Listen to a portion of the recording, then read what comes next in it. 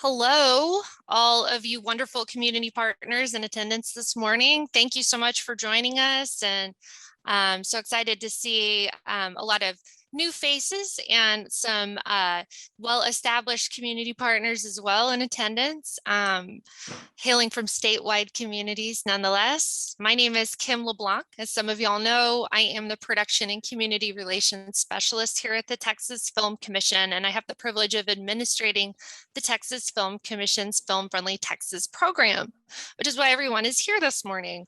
Since the opening of our media production industries in June, our film friendly certified communities have been more prepared than ever to welcome new productions and bring economic opportunities to the residents and local businesses in their communities alike.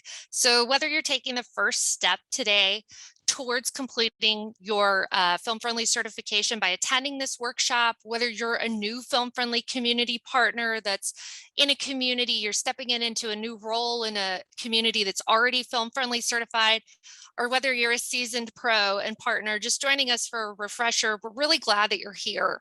And we thank you again for your interest in our media production industries of Texas as an economic recovery option for your community, and also just for your interest in the Film Friendly Texas program as you join us here for our first virtual Film Friendly Forum. It's really great to see everyone's faces. You are welcome to turn your cameras on.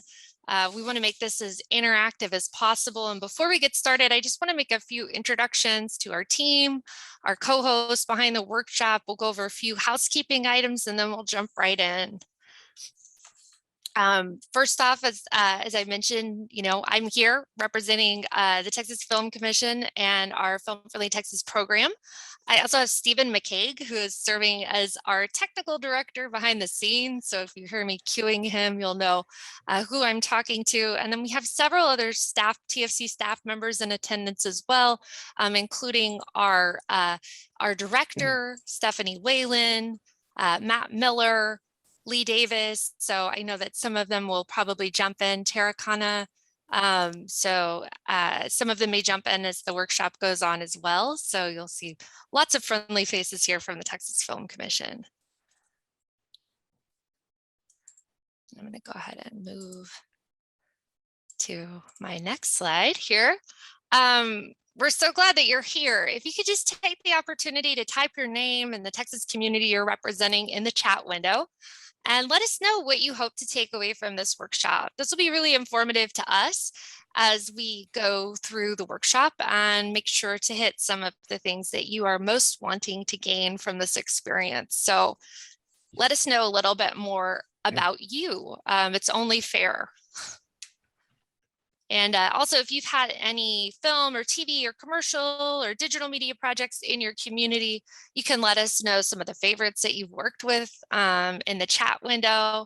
If you haven't had any projects in your community, don't sweat it. That's why you're here today, is to learn more about how to help make that happen. So it's going to take a look as everybody introduces themselves. We've got Brian from Marlin, Carl from Dumas, Jason B from Richland Hills, Gabriella from Buda, probably said that wrong, Mary from Gerald, Robbie chiming in from Chambers County, Rebecca from Pearland, Mackenzie from Fredericksburg, David from Azle, Buda, like beautiful. Well, thanks for the tip there, Gabriella. Got Cheryl from Nocona, Laura Marie from Lake Jackson. So as you can see, we've got some real great statewide representation, which always makes me smile as a little bit of a Texas geography nerd here. Francis High from all of Bastrop County. And so I'm so glad that we have such wonderful, let's see, Chris says he's from Houston, but he lives in California. He works in the industry and he's interested in filming a movie in his home state. Well, great. Well, it sounds like everybody here has got some good statewide representation. I love the replies coming in. Keep chiming in too. And let us know again if you've had any kind of film, TV, commercial, digital media projects in your community that you just want to share with everyone as we kind of kick off this workshop. It's nice to get to know your classmates. And so it's also nice to know a little bit about what's going on in your communities and the kind of projects that you may have hosted before. And so without further ado, I am going to jump in here and just really want to, now that everybody knows each other a little bit better here, we're going to start out with just a quick overview on who we are and what we do at the Texas Film Commission, highlight some of our programs and resources, and then answer a few really important questions. Why Texas? Why Texas for media production?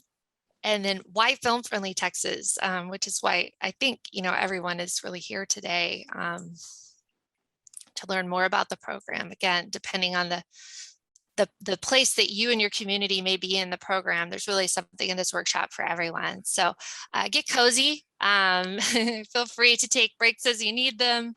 And if you're wearing your pajamas, well, we won't mind, because that's one of the beauties about doing a workshop from home. So here we are at the Texas Film Commission. Who we are a state agency, and we're housed in the Office of the Governor's Division of Economic Development and Tourism.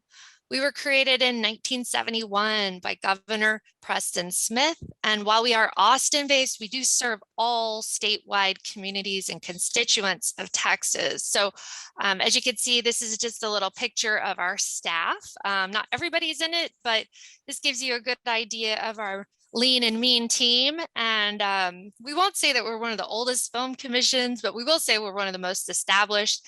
And on the subject of age, we are celebrating our Texas Film Commission Golden Anniversary this year. So we're 50, and we've been having a year-long celebration marking this exciting milestone. And the virtual Film Friendly Forum and the in-person Film Friendly Forum are certainly a continuation of that celebration. So thank you all for celebrating with us. What we do at the Texas Film Commission, it's true, we're called the Texas Film Commission, but we do serve much more than just the film industries.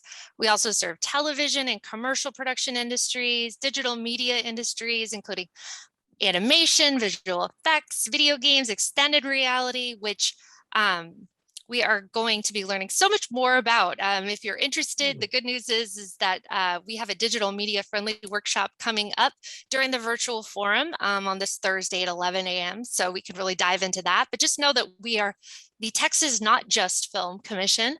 And we want to promote and assist the media production industries of Texas. We are here to facilitate and foster job creation and encourage statewide economic development and tourism opportunity through media production. And at the end of the day, we are here to market Texas as a competitive, premier global media production destination. You might ask yourself, how do you do that? Well, we have a lot of programs and resources, and I think this is really important information for anyone who is serving as a film-friendly community liaison to take in. While you yourself may not be utilizing some of these programs and resources, some of these programs and resources will be extremely helpful to filmmakers and media production industry professionals who are working in your community. And so I'm just going to go through these really quickly, and we can talk about them much more as the workshop goes on. But some of the resources that our office offers include our Texas Production Directory. This is a resource where we are able to list statewide crew members, vendors, support services in an online directory. It is free to list. You do have to be a Texas resident, and it really helps us connect our workforce with job opportunities. So if you have industry professionals who are in your community who would like to see more media production industry job opportunities, encourage them and their businesses to list in our Texas Production Directory. This is a great resource that really helps our office connect the dots. We also have our job hotline. And our job hotline gives us an opportunity to also connect workforce in Texas with job opportunities. So if you're working with a film in your community, encourage them to post a cast or crew call on our job hotline. It's free of charge to do so. And our job hotline and our website in general has a really big reach statewide. So again, you can help the projects that are filming in your community connect with crew, vendors, and resources they need to make their projects by utilizing our Texas Production Directory and our job hotline. In addition to those resources, our office also fosters a lot of sponsorships and partnerships. We are so excited to have the ability to partner with more than 100 film festivals across the state of Texas. Your community may have a film festival or a film related event that happens. And so take the opportunity to connect with our office if you haven't. We have a lot of resources to promote festivals and film related events. And we can not always provide a fiscal sponsorship, but certainly can always work to provide other types of meaningful partnerships like digital media partnerships. We have an events calendar where we can list your events and people check that regularly. So it's a good way to help promote what's going on in the state of Texas. We also have our location services that our office provides, where we really help projects and production teams visualize their projects here in Texas. We maintain a statewide locations database of the most unique and mundane locations across the state of Texas and everything in between. And this is a free of charge service that our office can provide to filmmakers working in Texas or interested in bringing projects to Texas, particularly if they haven't been here before or they aren't sure what different areas look like. So we're going to talk a lot about submitting location photos for inclusion in our Texas Film Commission locations database. And then just know that our location services that our office provides also go beyond just the database. We want to be able to provide, and we do on a daily basis, permitting guidance, guidance for troubleshooting. We want to make sure that folks understand the labor laws here for working with child actors, or, pretty much any kind of protocol or procedure that they may need to follow while working here in Texas. In our production department, we kind of joke that sometimes we are text Google, but if you have a question, we will try to answer it. And if we don't have the answer, we will research it and get back to you. So if you're working with a production team in your community and they have questions on the production front, you can always send them our way. And chances are they've probably already been in touch with us as well. We do have regional film commission partners. Their offices are much like ours, but dedicated to the areas that they are based in. So most are major metropolitan area based. I know that we have Meg with our Dallas Film Commission joining us. They are a title sponsor of our Film Friendly Forum, and we are so thankful for them. And their office, for example, does a lot of what we do, but specific to the Dallas area. And they really work to boost the Dallas film community with a lot of the programs and resources that I've mentioned. Like they have their own directory and location services and casting crew calls and whatnot. So if we'll talk about this more as the workshop goes on, but if you are in the vicinity of a regional film commission, these folks are your best friends that you didn't even know that you had, because you are going to be able to really work together and collaborate to further promote the regional area that you're in. And then we do have a Texas Film Trails program, which is a really wonderful opportunity for us to highlight the film tourism opportunities across the state of Texas based on projects that have filmed here previously. We're going to talk a lot about the upside opportunity of working with media production industries, which includes the economic development and job creation opportunities that happen when a project is filming in your community. But for many, many, many projects that have filmed in Texas over the years, we are lucky to really have film tourism opportunities that are long lasting, long after the cameras ever stopped rolling. And decades later, a lot of communities have been able to harness this into a great opportunity. Sorry, guys. Got a little overly ambitious with my mouse. All right. Oh, no. Hold on just a second. There we are.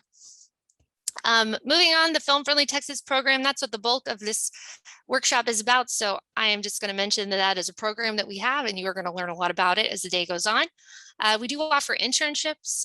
So if you have young minds in your community that are interested in learning more about the industries, see our internship page on our website. We've got a lot of great information there, and we really love to help nurture emerging filmmakers and industry talent with opportunities to learn more about what we do at the Film Commission and how we can plug them in to stay here and work here in Texas.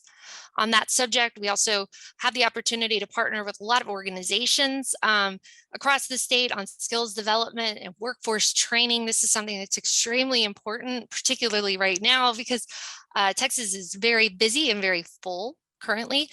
We've got a lot of projects filming across the state, and our crew is one of our top selling points as a destination that keeps us really competitive because we have wonderful crew here.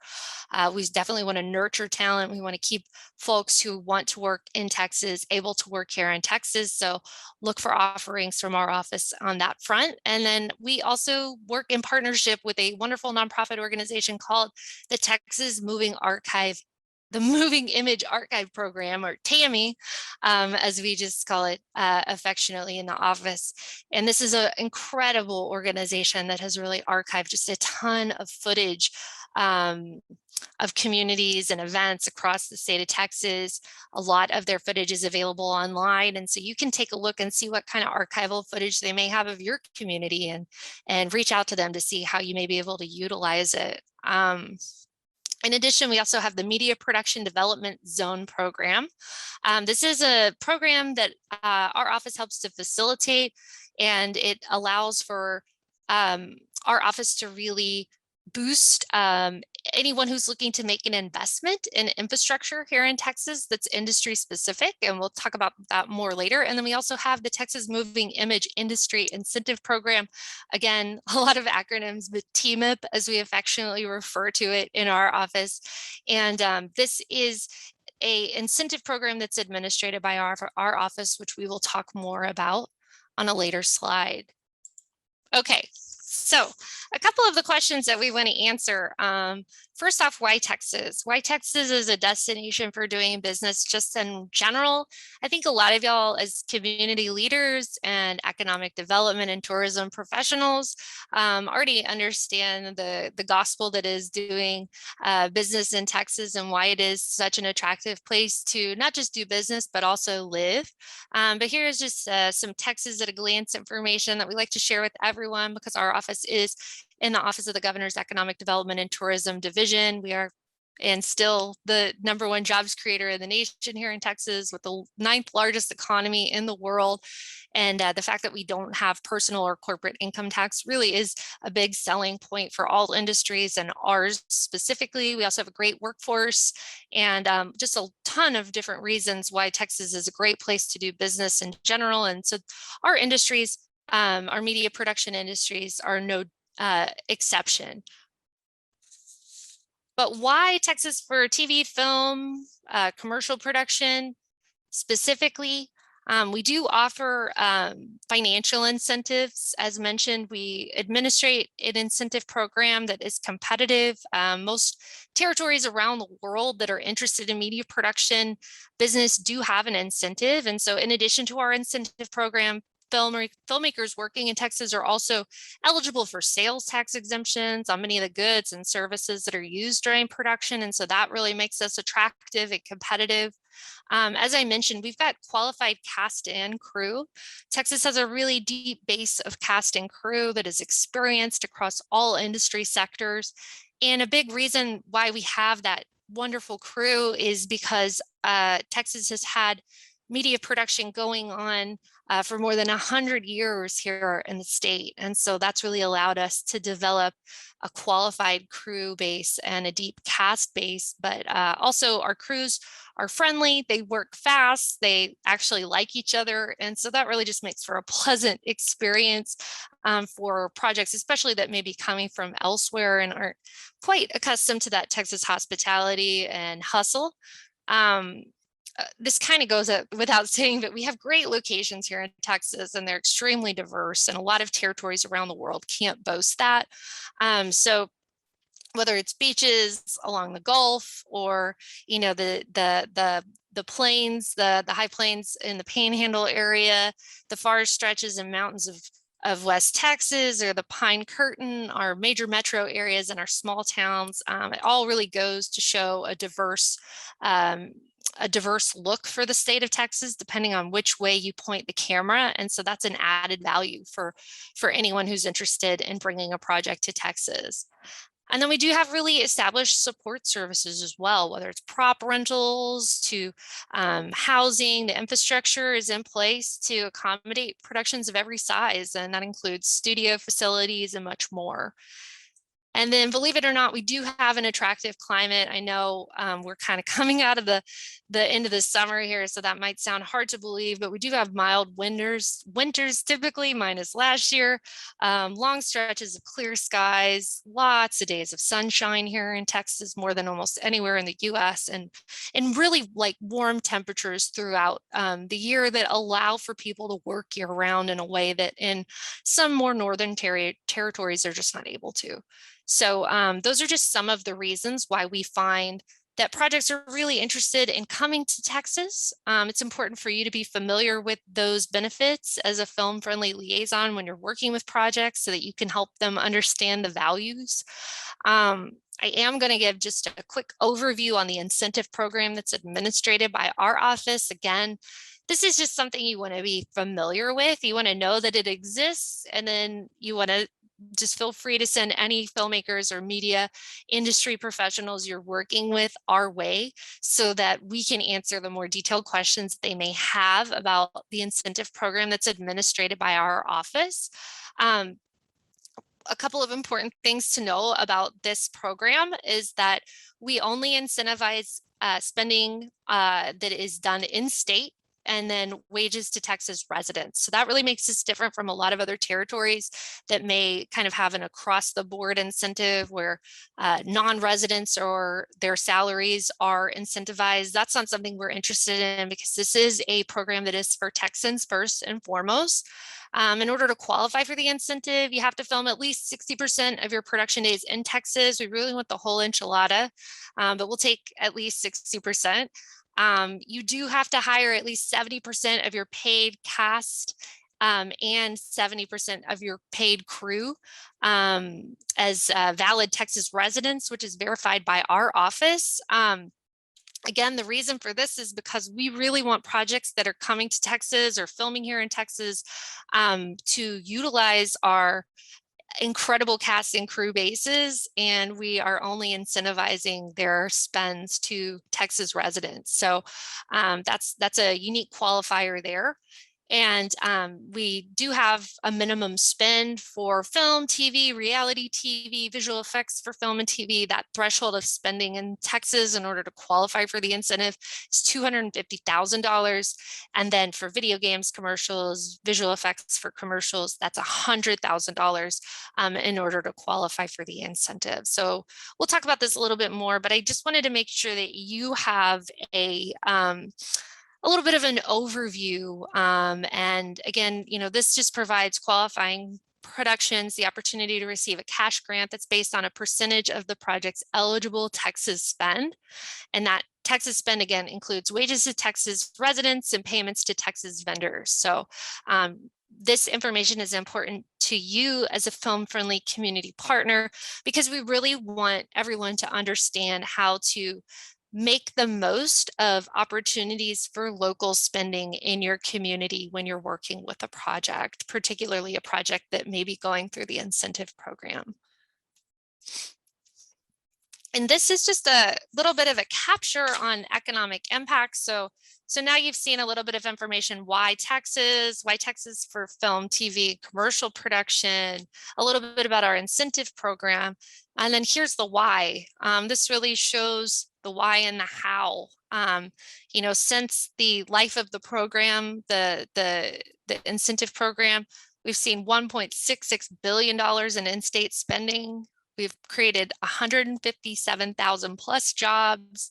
And this is what I think is really, really tremendous. For every $1 that's paid in the grant from the incentive program, $5.11 is spent in state. So this really is not only are our industries a great economic engine for communities across the state of Texas, but our incentive program is significant, and it does really create a return on investment that is felt in regards to in-state spending. And so you can just kind of see from looking at this fun infographic here, some case studies. We had a indie feature in North and East Texas for 19 days, and they spent $260,000. Commercial filming in San Antonio for 2 days, $391,000. A video game company based in Houston working on a project for 194 days, spent $3.9 million. TV series filming in the Dallas-Fort Worth area for 88 days, spent $18 million. So we're going to jump into what budgets look like and where projects spend money and how we can help to optimize those local spends in your community, but just kind of keep some of those case studies in mind. We of course do the work that we do because film and media production is art, it's entertainment, but we here at the Texas Film Commission are here to harness these opportunities because they are economic development opportunities and job creation opportunities for Texas communities. So you can see just here, looking at a couple more things on this fun infographic, 1.6 million tourists per year, visitors to Magnolia Market in Waco, which is the home of the wildly successful TV show Fixer Upper. 200 plus painters and carpenters hired in Austin on one show, which was 20th Century Fox's Alita Battle Angel. A huge show in its scope. 400 plus cast members hired in Central Texas for AMC's TV show Fear the Walking Dead, which we still have filming here in Texas. And then just some other nice touts on this as well, which you can see on our website. This lives under the economic impact section of our website, but this presentation will be made available to everyone on the flip side of the forum as well, so you can go back and look at some of this. And so just again, a quick refresher on why we do what we do. Media production in Texas is a significant source of job creation for Texans. It creates economic impact for Texas communities. This was true in a pre-COVID economy and remains even more true now as we see the recovery power that the media production industries can bring to communities in Texas on a daily basis. Again, we really want your community to position itself to receive these opportunities. And a really interesting side note is that a lot of our digital media industries never stopped working. A lot of them even grew during, the onset of COVID because so much of the work could be done remotely and digitally. So as you can see here, since our industry's opening in June, through September 1st here, we've had 238 projects create an estimated $340+ million in state spending here, and 12,000 total jobs, 25,000 room nights. Those are some pretty impressive stats. And then just know that these numbers are a snapshot. This isn't all inclusive. This is based on information that we have from projects that have registered or that we are anticipating production to take place with, and that we've had like a line of communication about. Our office is not a regulatory agency, but this is information that we have available to share, which really shows the economic impact, job creation, and economic recovery opportunity that our industries create here in Texas. And you can see this little quote here from a report that was circulated by a reputable agency that does a lot of economic impact studies. And you can see that one thing that's so interesting, I think, about the media production industries is that they have the power to deliver a substantial amount of spending in a really short amount of time. And so because of that, it can be a really powerful sector for just driving economic recovery in a lot of territories. And you can see that evidenced by this quote here. So on the subject of economic impact, I like to just take an opportunity to share some case studies with you about production that's taken place in some of our film-friendly certified communities that we can just share as an example of, you know, what to kind of anticipate if your project, if your community is selected, especially as a filming location for a big TV series in this case. So this is Lockhart, Texas, reimagined as Miracle. And this is for the HBO TV series, The Leftovers. So Lockhart was selected as the key location for this series based on a number of things. Partially, you know, a part of the deciding criteria was that the community was film friendly and they had hosted a lot of projects before in the past. So there was an understanding from production that their needs would be understood and be able to be met in this community. Some of the examples of the spend that they saw in the course of working with this project included more than $500,000 on location fees alone, more than $120,000 spent on off-duty government personnel, which really includes police officers, you know, any kind of fire department staff that may have been there for filming purposes and so on. More than $50,000 spent on catering, $44,000 on gasoline, almost $20,000 spent on lumber and supplies alone. And just for perspective, you know, the project spent about 40 days of prep and construction time in Lockhart. They spent about 45 days filming on location and about 10 days wrapping and striking production. So this was really, you know, a pretty short time frame where a significant injection of economic impact took place in Lockhart. And as you can see, a couple more fun facts: $1.5 million of direct economic impact to Lockhart's local economy, more than 300 local hires created, which is really significant. And then the series spent more than $30 million total spend in the greater Austin area during its time filming. So we love a big fish. We love a project like that. And we really love it when a project like that lands in a film-friendly community. Another project that we had that was a big fish project that our office worked with quite a bit on the front end in order to help them land here in Texas was Nat Geo as the Long Road Home. And this was a really wonderful project that filmed at the Fort Hood Army Base. I just saw $41,000 in barbecue. I can't blame them. Good point, Brian. We didn't even do the breakout on the barbecue spending in Lockhart, but I'm pretty sure it was off the charts. And, you know, just going back to that slide about Lockhart, that's information that our office has that is specific to production spending, but it doesn't really include the ancillary spending. Every time somebody filled up their tank to go home or something else like that, bought a little extra barbecue for everybody at the house, right? You can get in a lot of trouble for going to Lockhart and not bringing barbecue back to people. Trust me, I know. So going back to Nat Geo's The Long Road Home, they specifically chose this location. Killeen is one of our film-friendly certified communities, and Fort Hood is Army base there, and that is the reason why they chose this location. When they built their set, it was the largest set constructed in North America at the time. They really chose Fort Hood for the authenticity of the story because this series is based on true stories that did relate to Fort Hood. And, you know, the opportunity here was really tremendous for them to employ Texas veterans. So you can see 1,250 of the 4,450 background cast bookings were veterans or active military personnel. They did hire actual combat medics and ER nurses from local schools.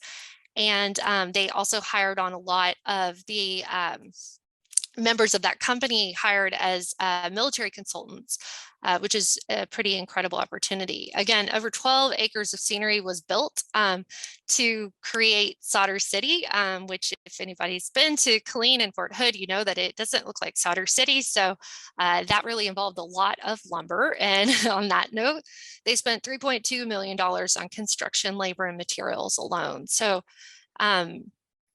That's really, I think, a significant number to just kind of take in. And then for this particular project as well, they booked more than 12,393 nights in Texas hotels. And that is a significant boost to the clean area during the filming. And then, of course, more than 500,000 spent at clean area stores and vendors. And that's really what we love to see when we're working with a project, is that emphasis on local hires, local spend, and local hotel nights. So a lot of impact there from a project like that. So those are just two case studies showing, why Texas for film, TV, and commercial production, and the upside for the communities who have hosted some projects in the past. And then why Texas for digital media production? Again, we have our digital media friendly workshop on this Thursday during the virtual forum at 11 a.m. So if you want to know more about this, please tune in. I've had a sneak peek at the presentation and it's really fantastic. You guys are in for a treat. I will just hit on a few fun facts that you can carry with you, because not all production that happens here in Texas, again, is film, TV, or commercial related. We have a lot of digital media production taking place, to the point where Texas is number two in the US for software developer, QA analyst, and tester employment. We're home to more than 130 animation, post-production, and VFX companies. And again, we are a leading destination for digital media companies. I would say even increasingly since the onset of COVID, because of affordable costs of living and no personal state income tax. So these industries really bring a lot of opportunities to communities. And I just want to highlight one case study of our film-friendly certified communities, Bryan and College Station. This is Triceum. They are an award-winning education video game company that partnered and kind of grew out of the Live Lab at Texas A&M University. They were founded in 2014. They create and develop video game-based learning content, which there has never been more of a need for than over the past 18 months. And they do a really wonderful job. They've won a lot of grants that are prestigious. They make really challenging subjects approachable. And they maintain that partnership with Texas A&M by sponsoring research and mentoring and hiring students. So if you were thinking that digital media production only takes place in major metropolitan areas, think again. There are a lot of reasons for doing business in communities across the state of Texas in the digital media production realm. And my wonderful colleague, Matt, will really explore that more during the digital media friendly workshop. And these are just some super fun facts. I'm not sure if everyone knew this. This was kind of new information to me a couple of years ago.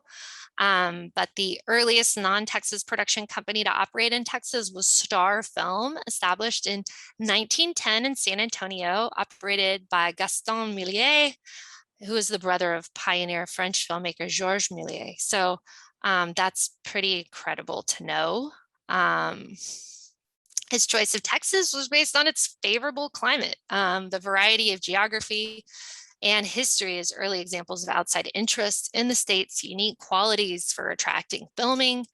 And then we would be remiss not to mention that Wings, the first film to win an Academy Award for Best Picture, was actually filmed in San Antonio in 1927. So again, when we talk about the media production industries of Texas having a deep history, they really go back, all the way to 1910, which is a really unique asset that our state has to offer, and something that has contributed to making Texas so film friendly, just because projects have been happening here for a long time.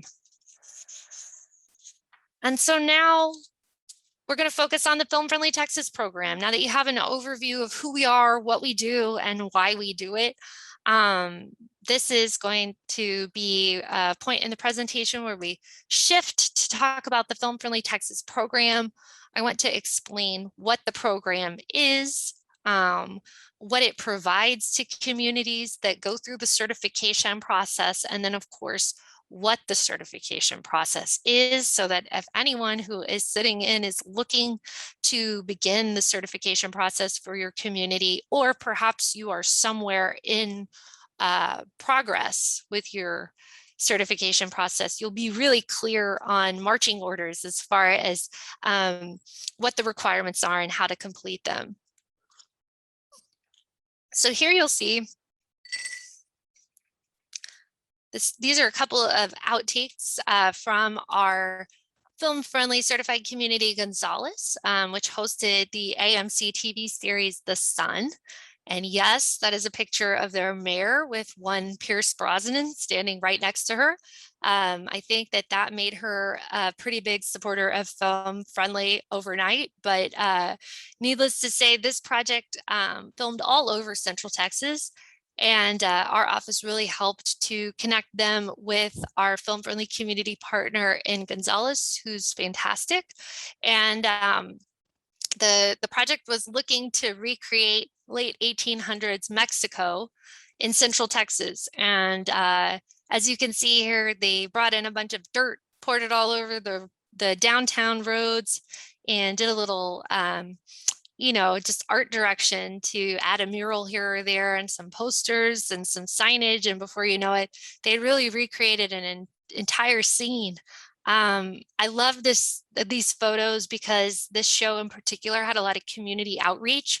They were really, really excited to work with people in every community that they filmed in.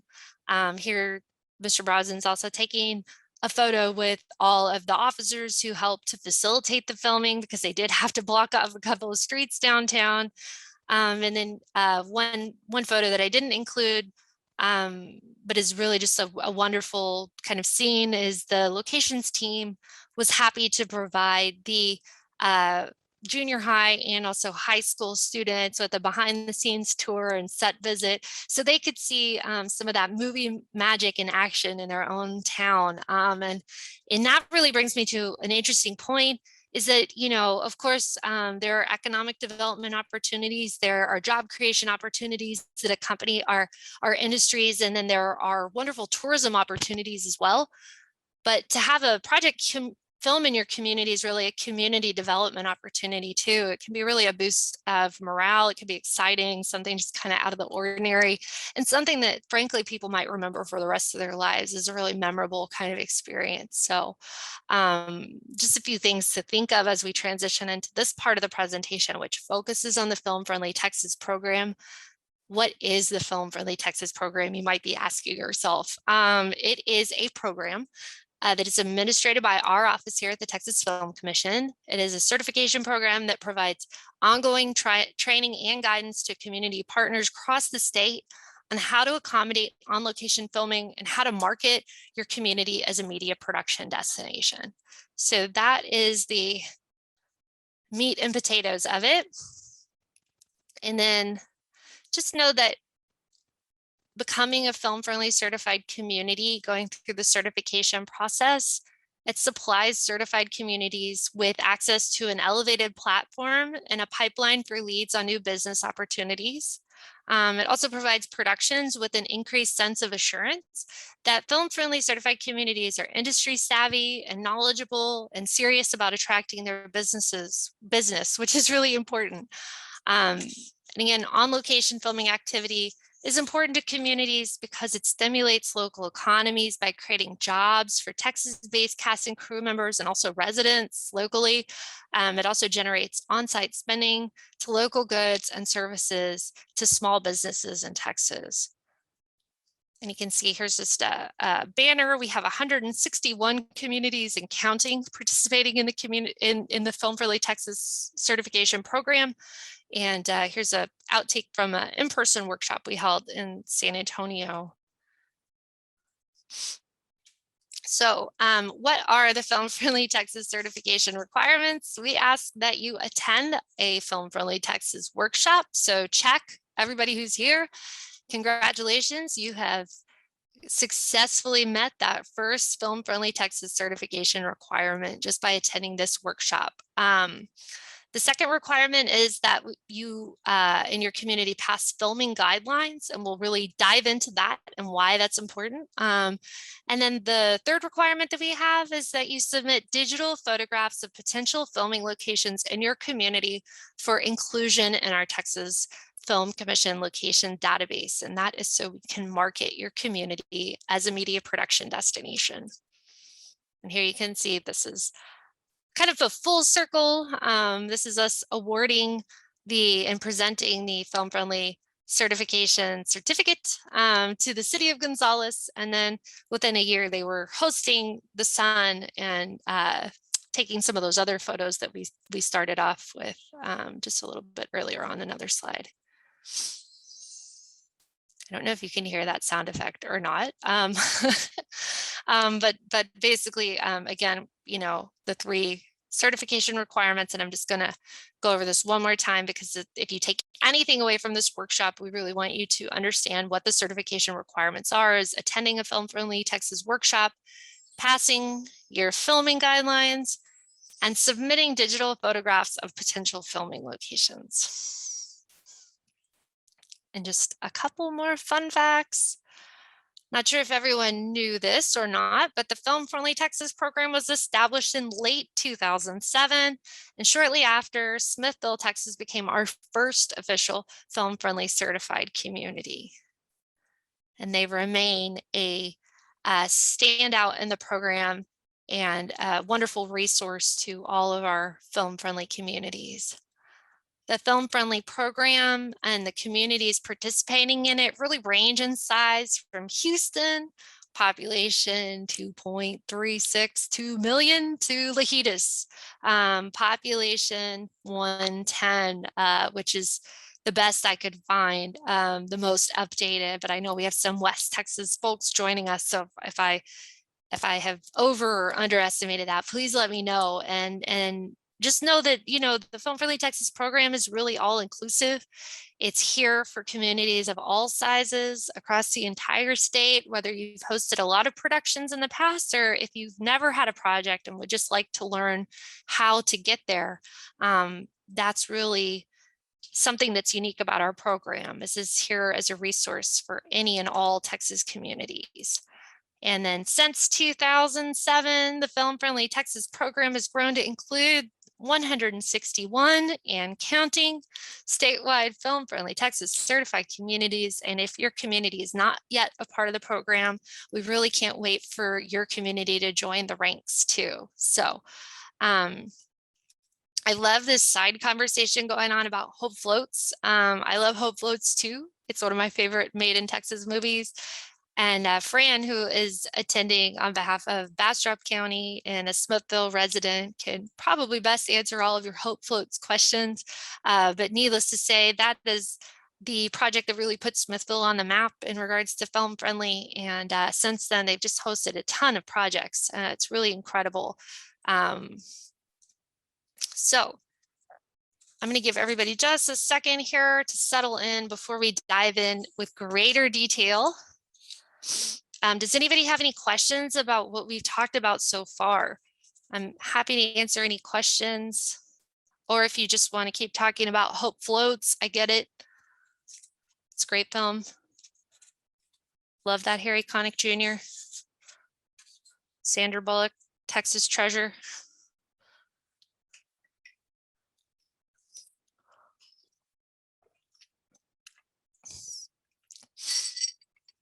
Brian asked a really great question. Is there a list of communities and their size? There is. I'm going to show everybody as the workshop goes on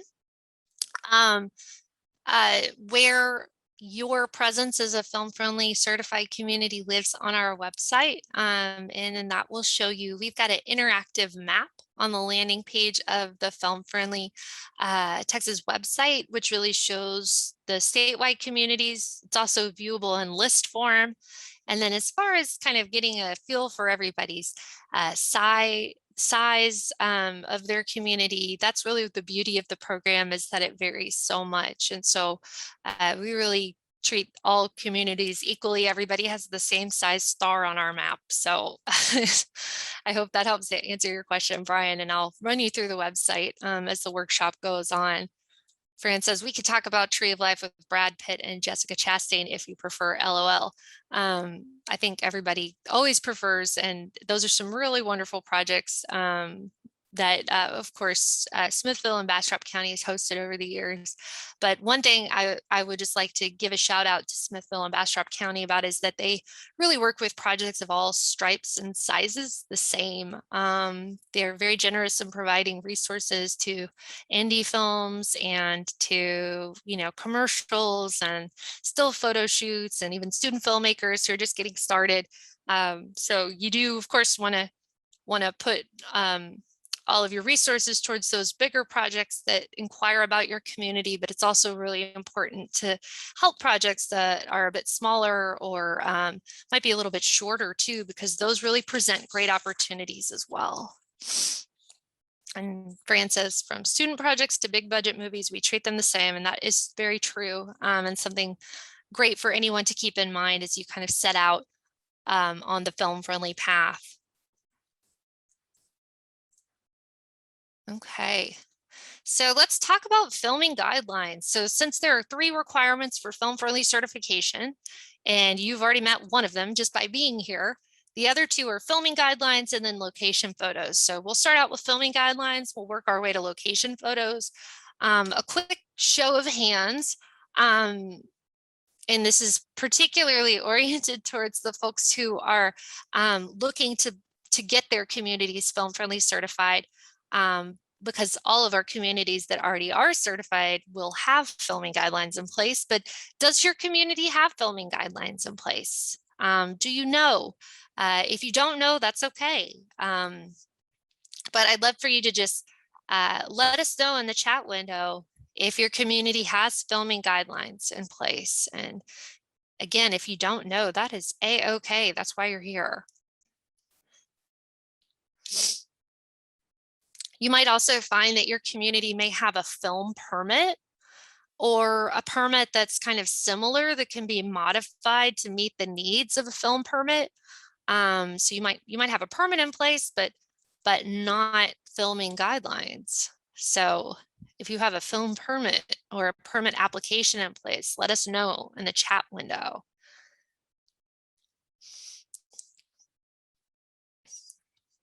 And I'm seeing a mix of answers from our communities that are certified. Yes, they do. And then our communities that are not, it looks like most of y'all don't have one yet, and that's why you're here, is to learn how to form filming guidelines for your community. And then some of y'all might find too that you may be somewhere in the middle. Maybe somebody else in your community has already started the process of film-friendly certification and kind of handed the baton to you.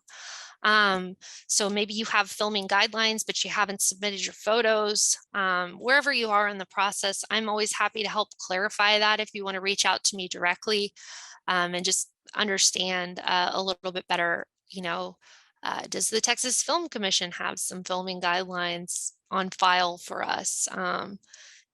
Sometimes folks will send us a copy to review. And so anyway, thanks so much for engaging there. And I think, again, don't worry if you don't have filming guidelines in place, or if you don't already have a film permit or an application in place, that's why you're here today and you have come to the right place. So I think what we'll do is just dive into why filming guidelines and film permits matter and how communities can meet this requirement. So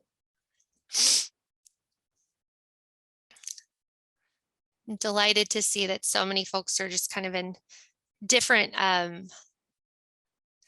stages of the process. Okay, so about filming guidelines.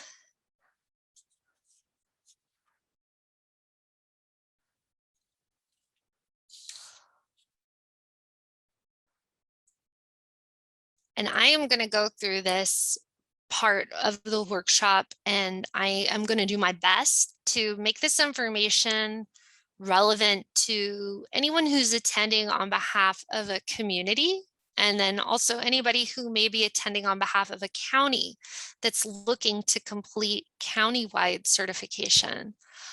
So first and foremost, know that in the process of meeting the filming guidelines requirement for film-friendly certification, you do not have to start from scratch. Our office has done some good work to try to make it a little bit easier for you to have a place to start. And let me see here if I can just pull this up and share. I'm pulling up this. We have a sample filming guidelines document that I want to share with y'all. And can everybody see that okay? Looks like that should be shared. This page on our website here includes a sample filming guidelines and a sample film permit application document. And if you just click on this here, I'm gonna show you not only on this web page can you access the sample filming guidelines document, but you can also access some other type of forms and guidelines that might be helpful to you as you work with projects. And we'll talk more about that in a minute. But first, with the filming guidelines, this is what the document looks like. And again, this just exists as a starting place for your community. You are, of course, going to want to bring this to your legal counsel to develop and adopt and implement your community's filming guidelines and application.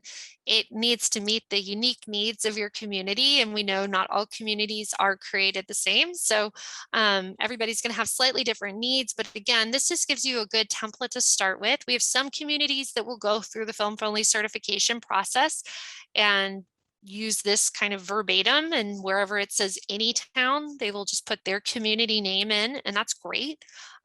This document was formed based on community and production based feedback, and with our office's understanding of industry standards and best practices. So you can rest assured that this is, an appropriate starting place as you work to customize this document. Some communities might like to customize this a lot, especially if you have a legal counsel or city attorney who likes to mark things up, and I bet you do, because everybody does. And so if you want to just kind of take a look at this document, you'll see that we've somewhat recently revised it.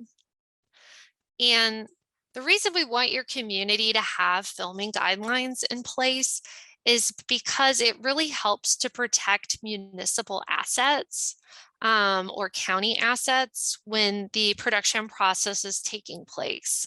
And it also eliminates some of the uncertainty and the guesswork that filmmakers who land in your community with an interest in being in your community might experience if you don't have some of this spelled out for them. It really can help to minimize some of the red tape, and it can also help to streamline the process of communication and experience for visiting filmmakers and residents alike who are, experiencing production, hopefully in a way that's mutually beneficial for the project and the community alike. So again, in this way, structure can be liberating, and it can really help your community to just kind of fast track projects and help them hit the ground running, which is going to be very important because when a project is looking to film in your community, time is always money. And time is usually the one thing that projects just don't have enough of. So anything you can do to help projects manage their expectations and make the best use of their time when they're filming in your community is appreciated. I do want to run through just a couple points here on this document. But first, I'm going to go back to the PowerPoint and see that, customized filming guidelines should meet your community or your county's needs. And all filming guidelines that would meet the certification requirements from our office should at the bare minimum, state the parameters for filming, the costs involved, the turnaround times for filming on public property. So filming guidelines pertain to public property. If a project is looking to film on public property in Texas, more often than not, they're going to need a permit of some variety. If a project is looking to film on private property, like a ranch or a business or somebody's house, then that's private property. That is a business matter between the property owner and the production. So these filming guidelines, the film permitting process, they pertain to filming on public property. And that's important to keep in mind. Sometimes filming on private property may spill over and impact public property like streets and sidewalks. So there may be a permit need in the future for your community if that's the case. But otherwise, what we're really talking about right now is filming on public property. That means sidewalks, streets, alleyways, municipal buildings, county courthouses, city parks, county parks, that kind of thing. So again, the filming guidelines should state the parameters, the costs, the turnaround times for filming on public property, should require a proof of production insurance, should work to protect municipal or county assets, and should help to standardize the filmmaker experience by streamlining and eliminating hopefully some of the local red tape that may exist. So I'm just going to go back to this document real quick and just point out a couple of things that I think are the most important for you to keep in mind as you work to create and customize this document and then move it forward for approval and finalization within your community. First is the permit requirements section. This is really important because this states a suggested number of business days, to turn around a permit when someone requests a film on a city or a county property. You can see we have a slightly different suggestion for commercials or episodic television because they usually have a shorter time frame that they're working with. And then feature films, we have a suggested 5-day turnaround on that film permit and approval process. Your community may need longer than that. That's okay. The best thing you can do is put a realistic and a feasible number in there for filmmakers to assess and then make a decision as to whether or not your community is a good fit for their project's needs. This is really, really important because this is, of course, the suggestion that our office is making. This is a standard within the Film Friendly program.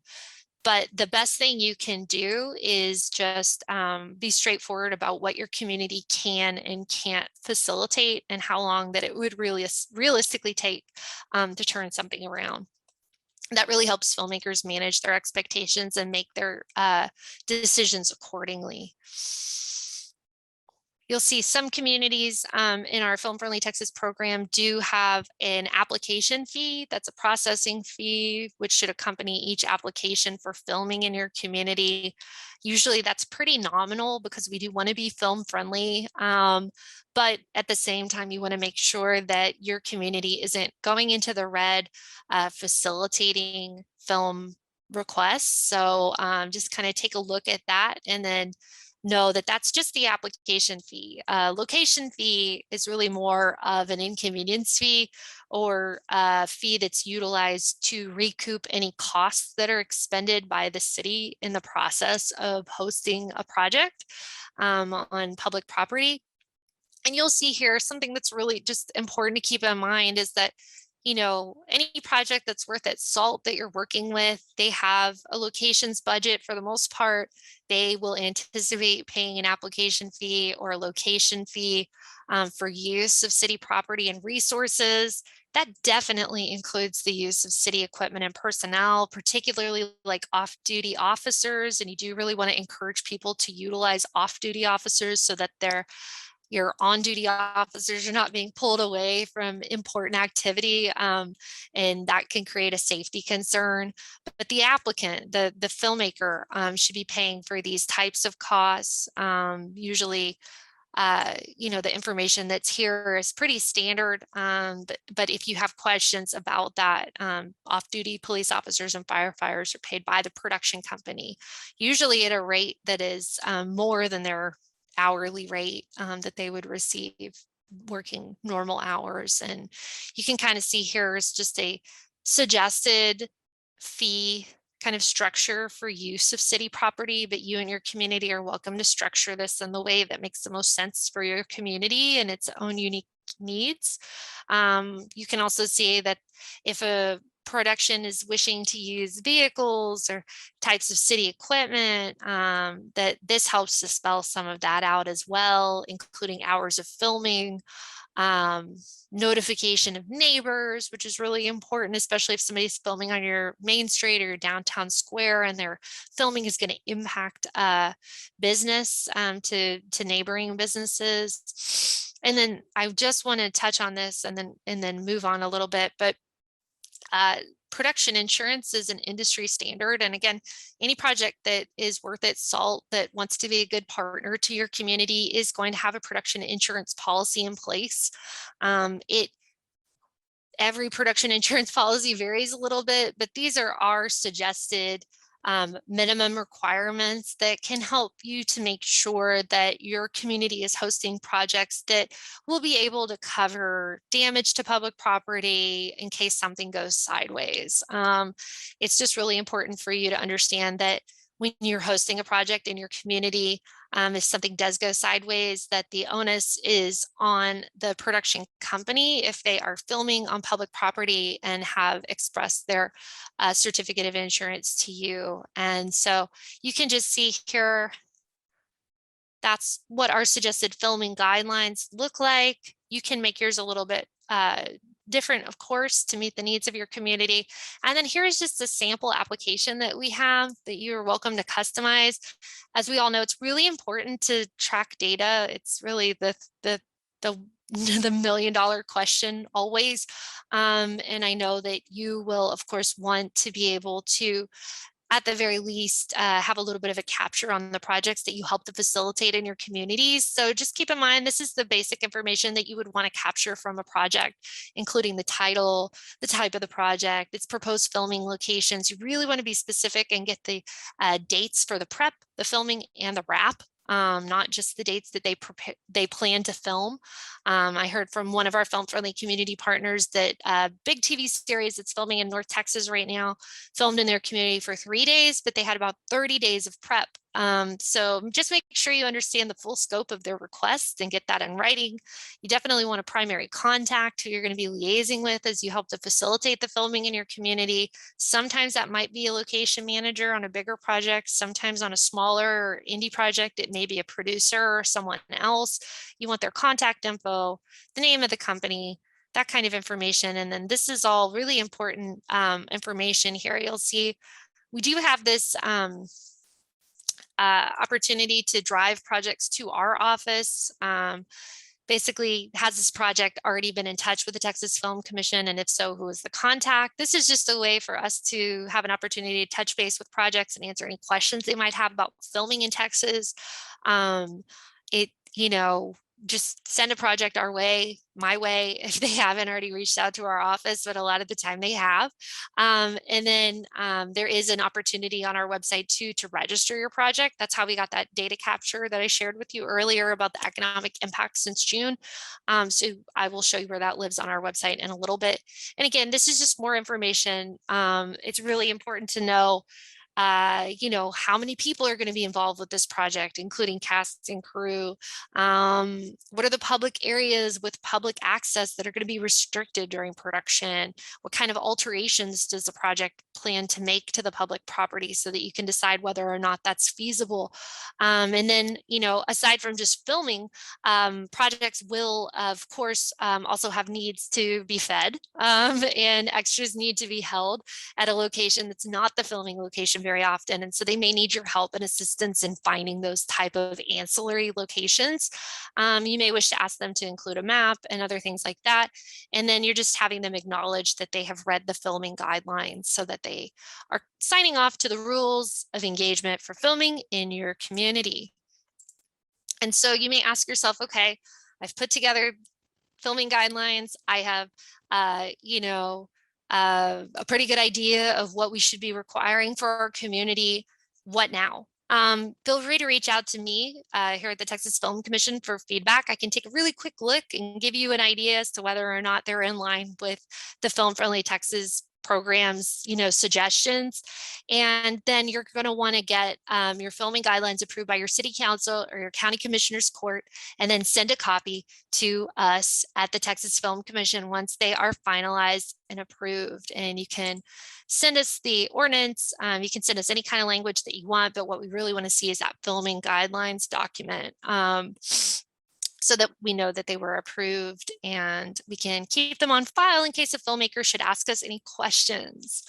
So does anybody have any questions about filming guidelines? There's a lot of information to take in if this is new for you. So if questions pop up as the workshop goes on, feel free to put those out there as well. But that's the short and the long of filming guidelines and film permits.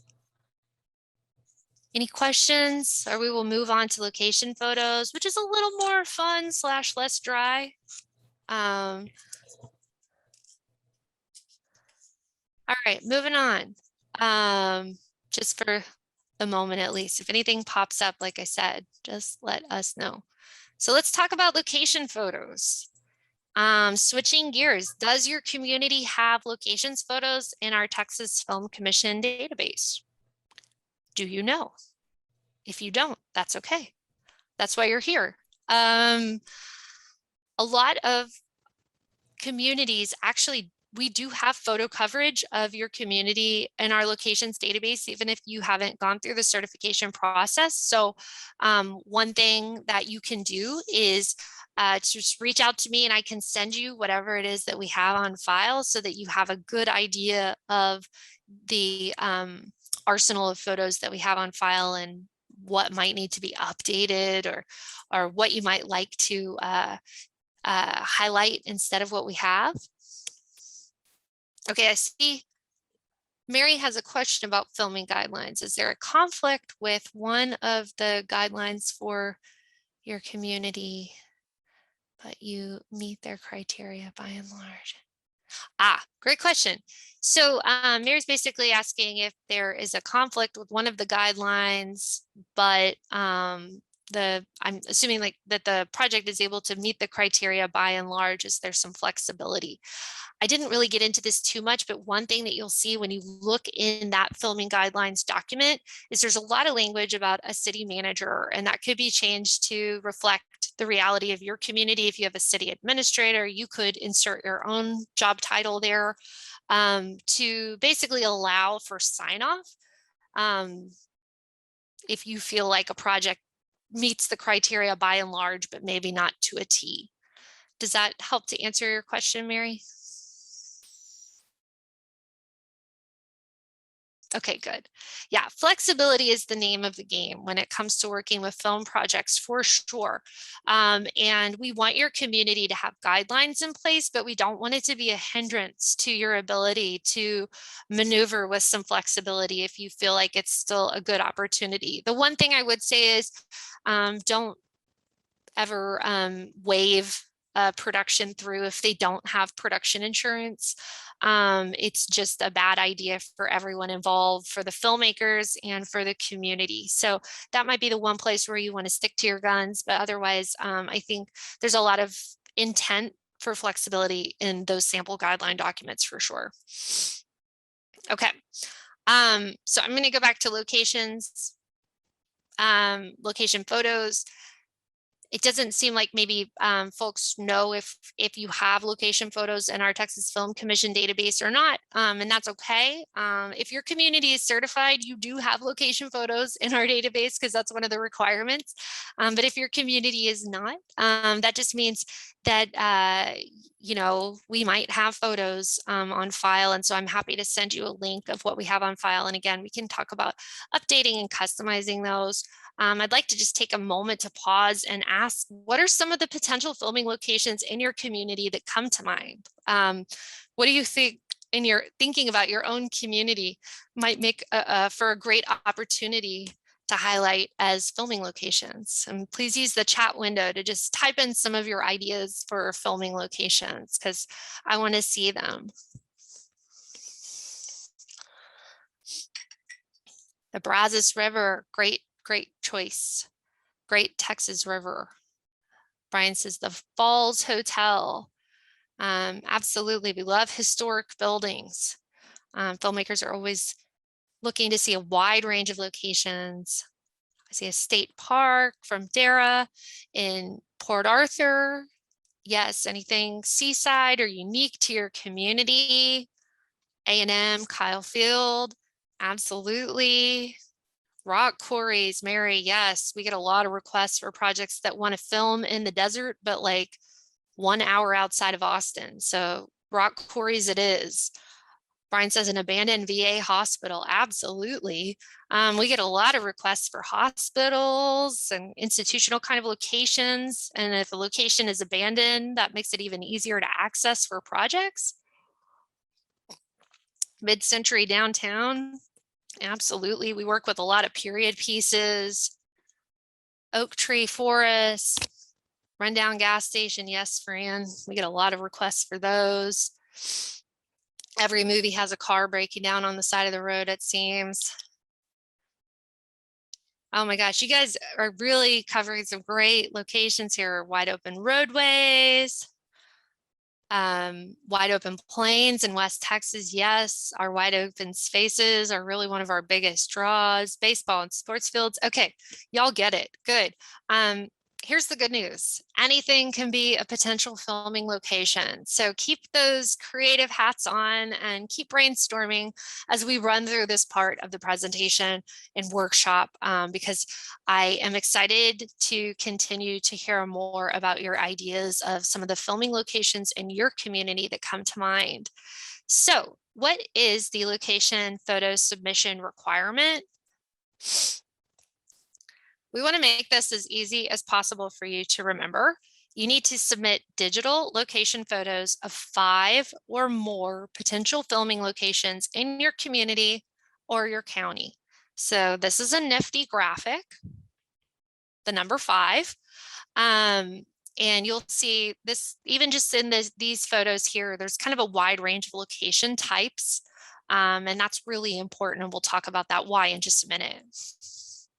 The more photos we have, though, the better we can market your community. So while submitting photos of 5 different potential filming locations is the minimum, we definitely want you to submit more than that.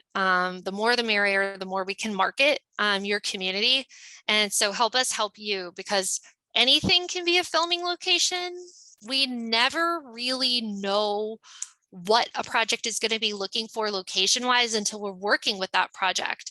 And so the more we have on file for your community, the more projects we can appeal to potentially, the more projects we get to throw your community into the hat for.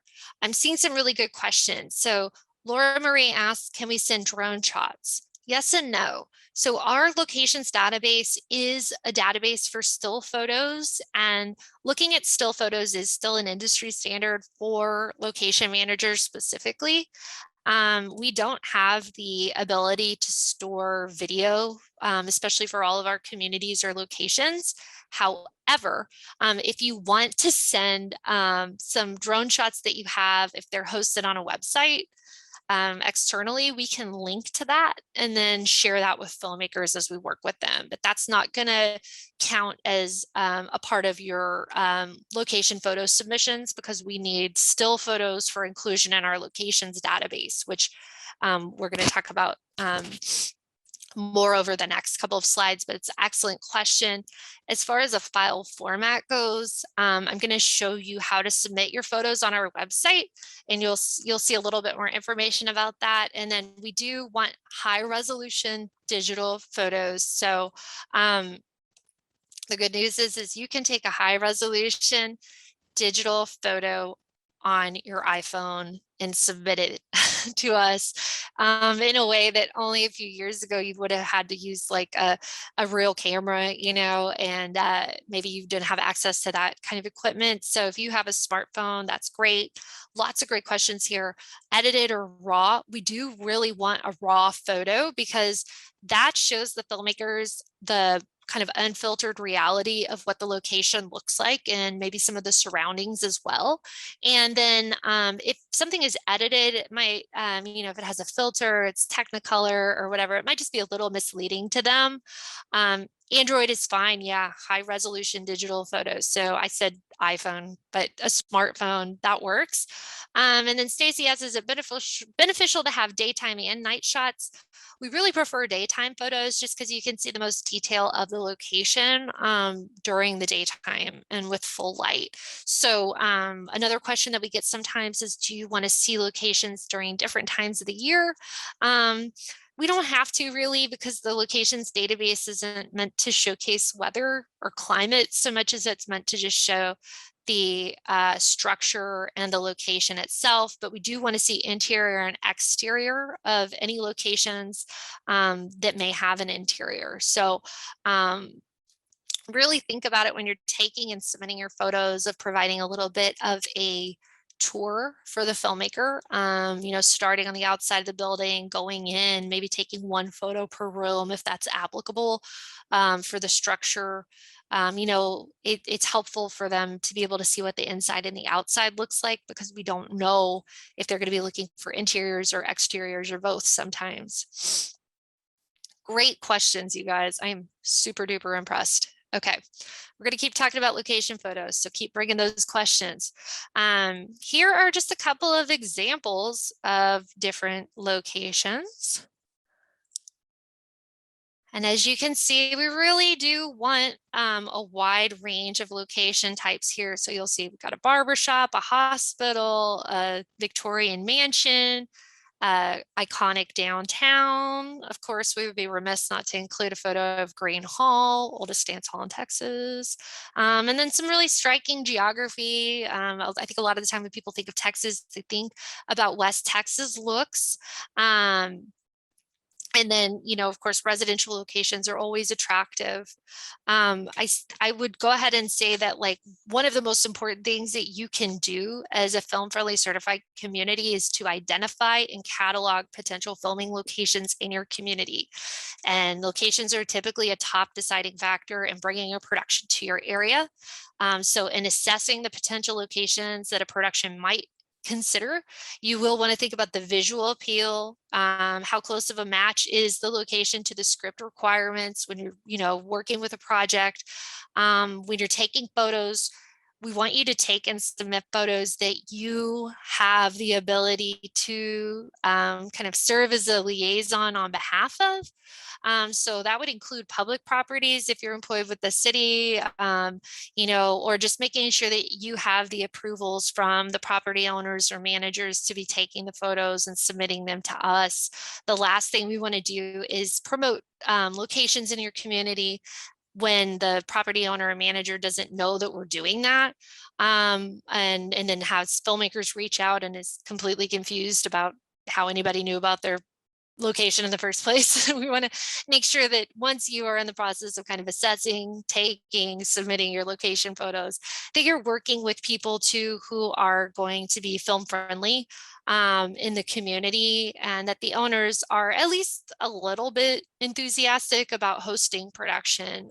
If you have an amazing location, but the property owner is just kind of rigid and inflexible and kind of unpleasant, may not be the best candidate to go ahead and take photos and submit. You know, the ease of access, the costs of filming at the location, the logistics of filming, you know, and basing crew, those are all considerations. And, you know, because the media production industries are fast moving and conducting expensive work, we really feel like it's, you know, the communities and the counties that are most able to provide information and communication quickly that will often land a project. And so just make sure as you're gathering these photos, you know, we really want our community partners to be familiar with what may already be in the locations database that we are promoting, and then also what you're submitting. We want you to have a good feel for the locations that are associated with your community so that you can speak to them. You know, we don't really want to get filmmakers interested in properties only to find out that a site has drastically changed or it no longer exists. So, you know, just kind of keep those things in mind, keep us updated as locations and the realities of accessing those locations change over time. And again, just, you know, yes, the minimum required submission is 5 potential filming locations, but we really want you to submit more than that, and the more the merrier. So, just kind of keep that in mind. Again, if you want to see the extent of locations coverage that we have on file for a community, you can email me or call me. I'll be happy to send you a file pool. And me and my colleagues in our production department are happy to work with you to refresh and add to and optimize the photos that we have on file. You can add photos at any time, which is really great and exciting. And so you and your team may want to make updating your location photos with us an annual or a biannual tradition, or, you know, initiative, to just make sure that as time goes by, your photo coverage and what we have on file stays fresh and reflects all that your community has to offer. And so just kind of keep that in mind. I see Brian had asked how often to update. So, you know, we would love to see your updated photos, you know, as often as you like to update them. I'd say like annually is a really good baseline benchmark to just kind of take an inventory of what we have on file and see what we might be missing and where you can fill in the gaps. Stacy asked, what is the process for submitting photos? We are getting there. That is on one of the next slides. So that's an excellent question. And I see I had missed something. Yes, Dara mentions submitting less than chamber beauty shots. I do have examples to share, and I'll be happy about that. And Fran added a really nice anecdote about Fear the Walking Dead wanting rundown and abandoned places. They didn't want pristine locations, and that is so true. We've never worked with a project that has said, it's too nice more times. So just a couple of things to keep in mind as we run through this. And as a friendly reminder, while you are submitting and updating your photos, you know, sometimes we're working with projects that are written for Texas and they're playing Texas. And then a lot of the times we're working with projects that are set in other locations, but for a wide range of reasons, they're interested in filming in Texas. And so all of that to say, think creatively when you are taking and submitting your photos.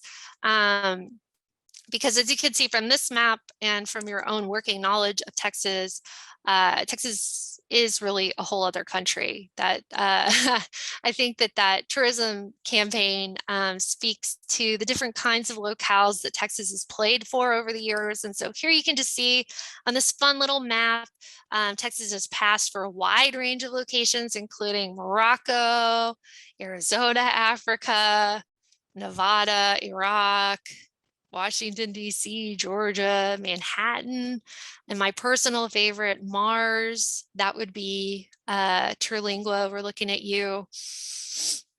And you can see that, yes, we do get a lot of filming requests for the things that are iconically Texan. And then our production department really gets to put on our creative thinking cap and help projects maximize what they can find in the state. And sometimes we're helping them find things that they don't even think or know exist here. So that's kind of exciting to do. And we always love that. You may have some unique locations in mind already because of your community's tourism profile, historic homes, charming town squares. But again, our creative industries really do want to see the full range of what your community has to offer and not just the pristine. So, you know, productions are often looking for locations that are distressed or abandoned, like that abandoned VA hospital that was mentioned earlier. That's an incredible opportunity in your community. Closed jails, vacant hospitals, decommissioned military bases, police precincts, other really hard to film in locations when they are active are always of interest. So sometimes these places are like right under your nose and nobody knows in your community the way that you do. So just kind of think about that. And consider this an opportunity to show us you're good, you're bad, and you're ugly, okay? And as you get more location requests from our office and from location managers and scouts, you'll see a trend in the type of locations that folks are requesting. So we're going to go ahead and move on to the next slide here. And so again, these are just some of the frequently requested location types that our office will, receive requests for. Downtowns. Of course, nobody does downtowns like Texas, especially with our main streets and our courthouses. Again, those closed, vacant, abandoned, distressed locations, we get a ton of requests for those. A location in your community that might be extremely unique, that only your community has to offer, whether it's a cave or a quarry or something like that. Think about those opportunities. And then just about every single project we work with has a residential location need. The characters in the project have to live somewhere. So film-friendly houses are always in demand.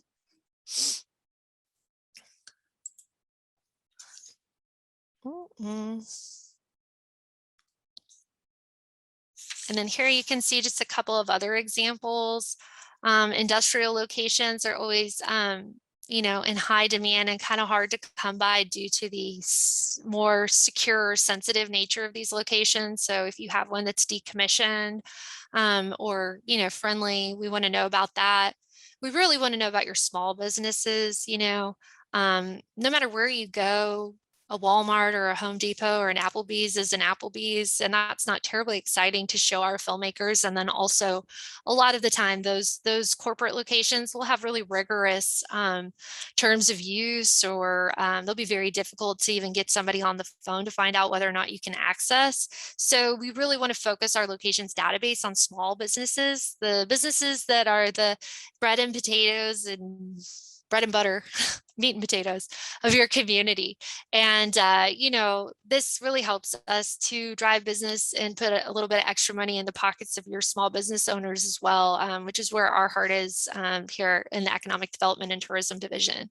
Roads are super important and frequently requested locations because just about everybody in a project has to travel somewhere. And then of course we get a lot of car commercials and things like that, which are always really fun to shoot and have a lot of location needs and opportunities, but also usually pretty healthy budgets. And then agriculture, we really want to know about your agricultural offerings in your community or the surrounding area so that we can promote those as well. And so just help us help you by thinking about these things as you work to submit your location photos to us for inclusion in the locations database. And this is not all inclusive. It's really just intended to kind of kickstart some ideas here for possibilities that might exist in your community and your regional area. Now, to get to Stacy's excellent question, how do you submit your location photos, or how do you update them if you have already submitted location photos in the past? We want you to utilize this nifty page on our website here. Just waiting for it to pull up so I can share it. And it is conveniently titled the Submit Your Property as a Production Location page. This page includes a lot of information about how to list properties, what to expect, and then just some tips on how to take and submit your photos.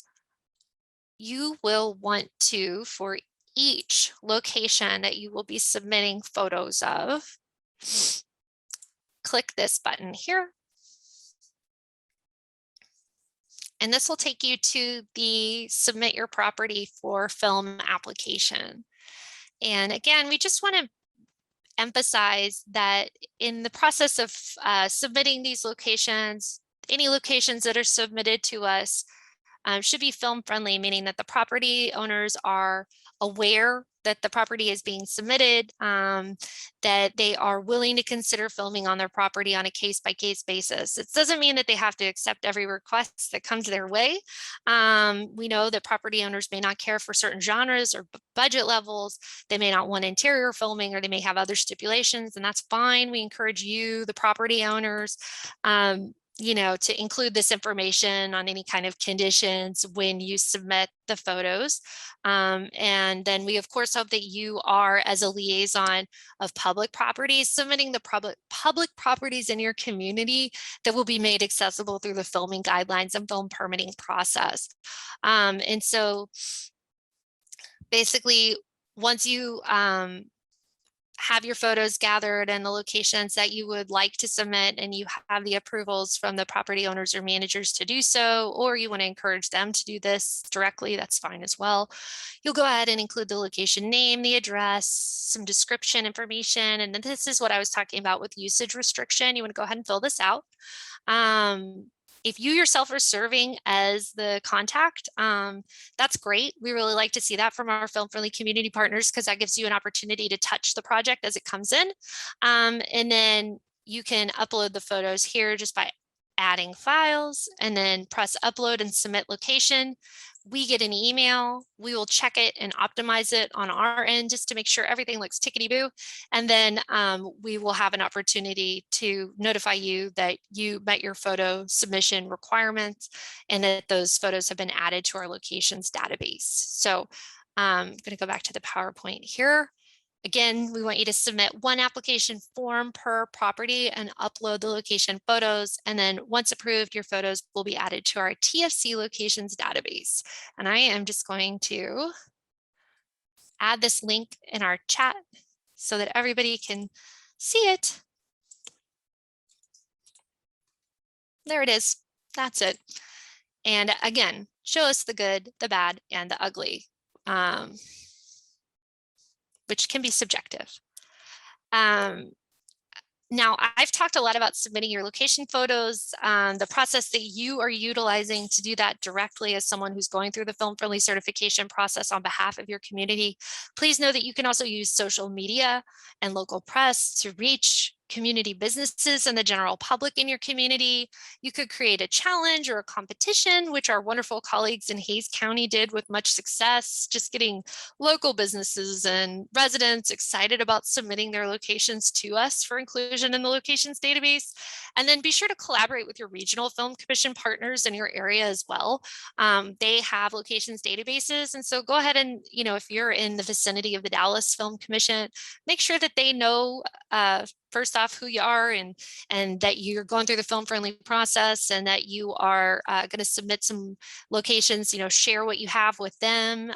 They may be able to utilize it, they may not, but just keeping that line of dialogue open with your regional film commissions is super important, and it helps them promote the regional area that you're in and your community while our office is doing the same.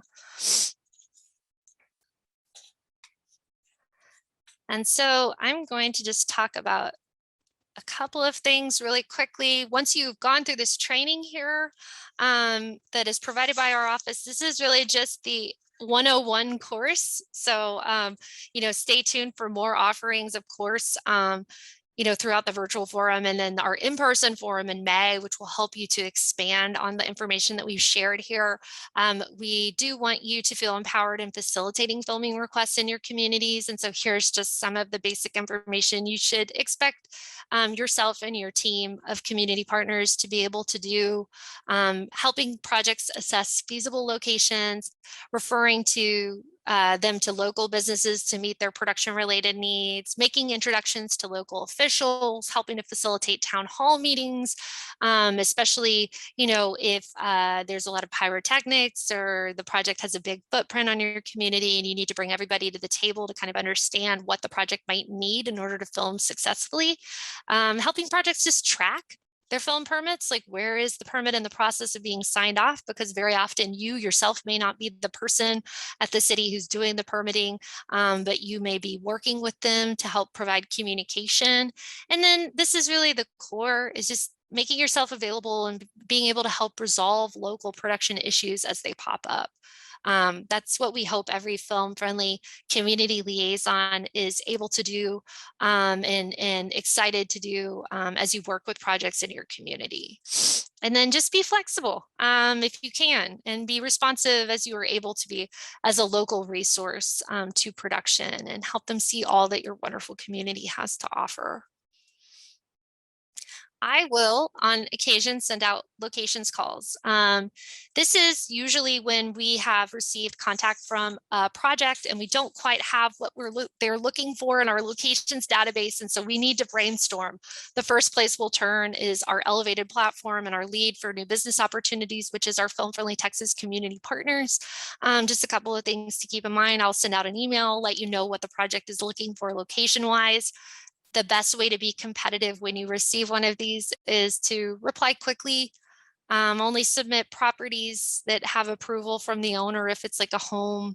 Include photos or website links. Try not to overpromise, manage expectations, and just maintain some clear, straightforward communication. And this one's really the key, is providing status updates. I might send out a locations call that says, hey, we have a project that's looking to film next month and they are scouting in the area. And if you have any leads on a location, send the leads their way by Friday.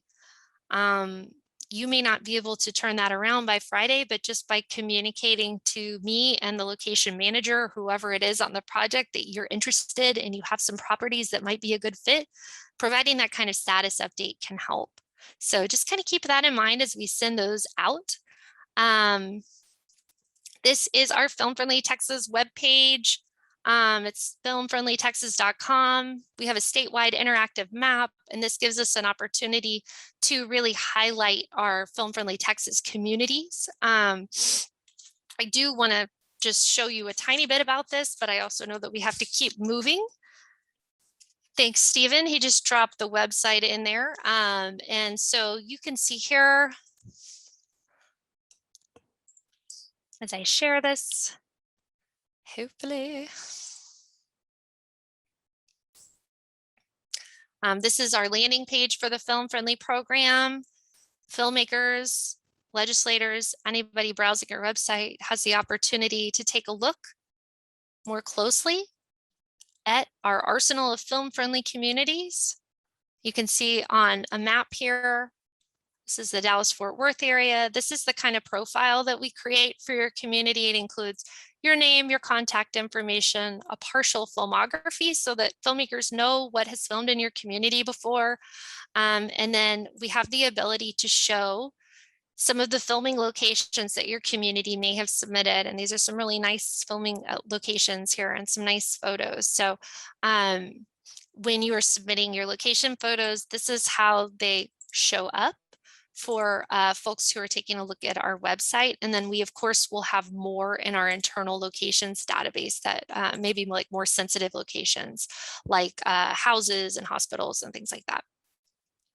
So that's good to know. And then what we also want you to do is optimize your online presence. If you are participating in the Film Friendly Texas program, and you've gone through the certification process, we really want you to work to create a dedicated landing page so that filmmakers can find information about your community and who to contact and what the filming guidelines are, easy peasy. And so here's just a couple of examples of really great community partners and the websites that they've put together. I'm going to just show one for the sake of time, but you'll have access to this slide so you can take another look. And just see that this is some nice work by our film-friendly partners in Marble Falls who've created a straightforward page that provides contact information, a couple of location photos, their application for the permit, the filming guidelines, and just a friendly welcome to anyone who's looking to work in Marble Falls. So we really like to see that. And then I'm going to go ahead and move on to the next page here. We're going to talk about this more as the virtual forum goes on, but your community may want to create a local incentive, and that doesn't have to be something that is financial. Although we do have some communities that have created a financial incentive locally. Also, just think about the kind of competitive in-kind incentives that you can work to harness on behalf of your community. So that might be discounted hotel rates, group room blocks, waived permit application fees, and so on.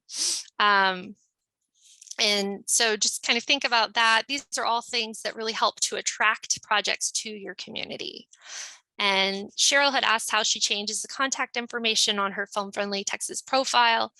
You can reach out to our office, you can reach out to me, and I am always happy, we're happy to update that information as fast as we can to just kind of help make sure that, you know, we don't always find out when somebody moves on from a position. So if you can just kind of help us to keep your community's information up to date, we certainly appreciate that very much. And then last but not least, just help us to keep Texas crews and your community safe and working. We do have some coronavirus resources and responses for media production that are available on our website. So you could just send filmmakers that way. And then we do have our Texas production registration form, which we, encourage you to send any projects that are filming in your community to, so that they can utilize it, so that we can help to get a data capture on that. So I am going to zoom from this into questions, and I see that Stephanie already has a really great question. She says, are there any common obstacles or requests for residential locations? We have some historic homes that might be a great fit. We get a lot of requests for residential locations, so we love to hear that your community has some historic homes or non-historic homes that might be a great fit. Every project's looking for something a little different. I think some of the common obstacles that we see with residential locations would be just that sometimes like the most historic or pristine locations might be a little bit museum-like inside. And so those property owners may not really be excited about having their stuff kind of moved around or modified, which sometimes needs to happen during the course of production. But I think the biggest obstacles are usually just communication. Sometimes communication coming from a project isn't 100%, and sometimes the communication coming from the property owner isn't 100% either. And so that's really where you as a film friendly liaison can help to step in to facilitate, to just kind of make sure that the production is talking to the property owner and that the production has been in touch with you as a community liaison. And so that those lines of communication are open. I think one other obstacle is that, sometimes schedules will change, of course, based on weather, based on talent availability.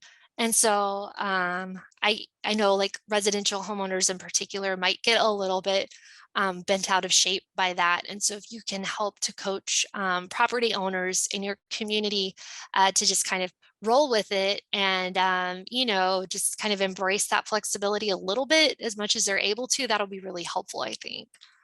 Brian has a great question. Dense urban places likely have plenty of talent looking for work. How can rural areas meet the needs more readily for large scale production? So we do here in Texas, of course, like our major production hubs are the greater Austin area, the Dallas-Fort Worth area, and then our other metro areas like, San Antonio and Houston and El Paso are, brimming with activity lately, especially.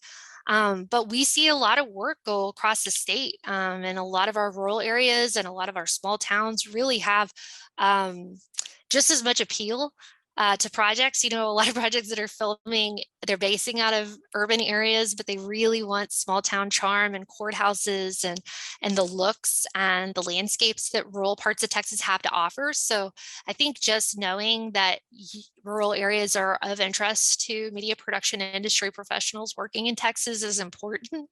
And then a good way that any community can help meet the needs for a large scale project is to just really take inventory of what you have. You may not have somebody who has experienced catering for a film or TV show, but I bet they've done weddings. And if they've done weddings, I bet they can hang with a film crew and meet their needs. So just knowing your vendors, knowing your businesses, knowing that you have folks who are gifted in construction and have experiences in carpentry. A project may come into your community and need to build a set and may need to help locate folks who have skills locally, and you can help them do that. That's really the goal, is like through this training and through participation in the program that we together, our office and you and the production team, can help to facilitate as much local hiring and local spending as possible. Does anybody else have any questions? You guys have had some really amazing questions so far, and I'm so honored to just have this group with us today.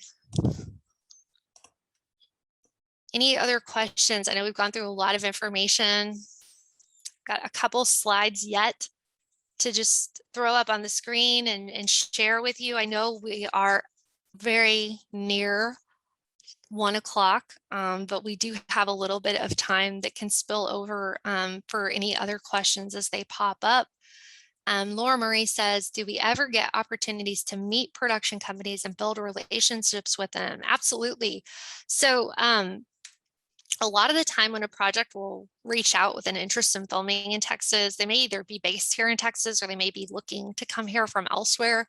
Our office or our regional film commission partners might be the first call that they make, but they may also just go straight to our website and look up your information as a film friendly liaison and reach out to you directly. So the opportunity to meet production companies and build those relationships exists right off the bat. And then our office, I kind of think of us as switchboard operators a lot of the time, where we get a request that comes into our office about, say, for example, filming in Lake Jackson, and we're going to put them right through to you so that you can answer their questions directly and provide that kind of local expertise about working in your community that only you have. So I hope that that helps to kind of give a little bit of an answer to that. And then also know that for our in-person forum in May, we are very excited on May 19th and 20th, 2022 at South Fork Ranch. We are going to have a lot of industry and community partner interaction opportunity, and we're going to have a trade show there. We're going to have a community day component, and the idea is really to help create an event space where you can meet and connect with production companies and build relationships. Stacy, yes, this slideshow will be available after this presentation, and so will the recording of this presentation as well, so that you can access it. And then Brian says, how quickly can we become certified? What is the processing time? I don't think anybody's ever asked that question, but I really like it.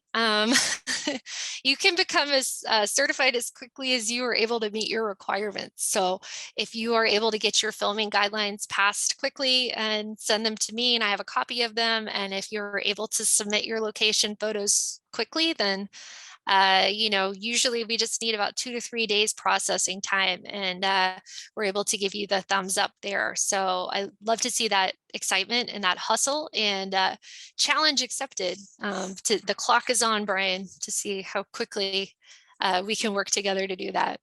But it's a good question. And then, you can also take as long as you like or need. We understand that. We have some communities that, maybe the process has taken a year or two. You've had a change of contact. That's fine. There is no right way to do it necessarily. We just want to see you cross that film friendly finish line, and our office is here as a resource to help you every step of the way. So I'm going to move on from this slide. Just to reiterate, the 3 required steps for becoming a film-friendly certified community are attending a film-friendly Texas workshop. So again, check, you did that. Congratulations, that is complete. We do need you to pass administratively enforceable filming guidelines and send us a copy. And then we do need you to submit digital photos of at least 5 potential filming locations in your community or county. And so those are the 3 steps as a refresher. And then just quickly here, as we start to wrap up, I do want to talk about the Film Friendly Texas Forum. As everyone knows at this point, I believe your registration does indeed qualify you to be attending this virtual forum this week. And then it also guarantees access to our in-person forum, which is taking place on May 19th and 20th, 2022 at South Fork Ranch. So just a quick show of hands. I'd love to see just a little bit about the virtual forum sessions this week that you're excited about. And then I'd love to know who will be joining us for the in-person forum in May. So go ahead and use that chat window tell us your answers. This is also a great opportunity for us to give thanks to our title sponsor, which again is Visit Dallas. We really appreciate their partnership on the virtual and the in-person Film Friendly Texas Forum. Our media sponsor, which is AMP Studios, which if anyone was lucky enough to see our kickoff on Friday, you get to see the incredible virtual tour video that they put together of South Fork Ranch. If you missed that, don't worry. We recorded it and we'll be sharing it after the virtual forum wraps. But I also want to just give a thanks to our other committed sponsors at this time, which include Visit Fort Worth, Visit Plano, and Visit Conroe as well. And then, of course, if your community is interested in a sponsorship opportunity for the in-person forum, you can just see me after class or at any time. We'd love to collaborate. And I love seeing that so many folks are planning on being at South Fork Ranch in May. I hope to see you all. I'm going to warn you now, I'm a big hugger. So as we get to see everybody in person, I know we're excited to have that event there. It's such an incredible location for film tourism in action. And I love everybody's enthusiasm for attending here. I saw there was one good question. If we have a block of rooms again, we do indeed. It's at the same hotel. And if you check out the Eventbrite page, we've updated it with new information about the updated room block and discounted room rate for May. So go ahead and check that out. Get your session on the books or your reservation on the books rather. And let us know if you have any questions on that front as well. And then I do just want to give a shout out to what's going on this week. I hope that y'all will be joining us tomorrow, Wednesday, September 29th. I love that Fran just said calendared and with my bags packed. Excellent. We will see you there. I wish I was that organized. My bags are not packed yet, but I am very excited. So tomorrow we are lucky to have from 11 to noon our Producing in the Lone Star State panel. This is a really great panel that's come together very nicely where our Texas-based producers are going to be discussing with our office here at the Texas Film Commission about fostering positive production community partnerships and all that goes into producing top shelf content across the Lone Star State. So please join us for that. And then afterwards, we are going to have our Film Friendly Texas Community Partner Networking session. This is an opportunity for anybody to connect with your Film Friendly Texas peers. We do have a couple of really wonderful mentors on hand who are going to have some, they're going to anchor some breakout rooms so we can talk in small groups. And it'll also give you an opportunity to virtually connect with your Film Friendly Texas peers and TFC staffers alike. So I know some of y'all have already RSVP'd for that. If you haven't, just reach out to me and we can, find a way to get you in on that session. And I'm excited to see how that goes. I think one of the most important things and most valuable things about participating in the Film Friendly Texas program is the ability to connect with other community partners and learn from each other and what y'all are doing. So I hope everyone will, think about taking advantage of that. And then of course, we'll have a lot of in-person networking opportunities at the May event as well. And then on this Thursday, we are going to wrap up our Film Friendly virtual forum with a really wonderful presentation on how to become a digital media friendly community from my colleague, Matt Miller. You're really in for a treat, and he's going to expand on some of the information we mentioned today about digital media. And then from noon to 1 p.m., we are going to have our closing keynote conversation about elevating the visibility of your creative community. And this is going to be a great conversation with our director, Stephanie Whalen, and then Jessica Christopherson and Mitch Witten with Visit Fort Worth about the marketing first approach that they've taken to promote a wide range of creative industries in Fort Worth, not just film, but a wide range of creative industries. And so I know that's going to be really compelling.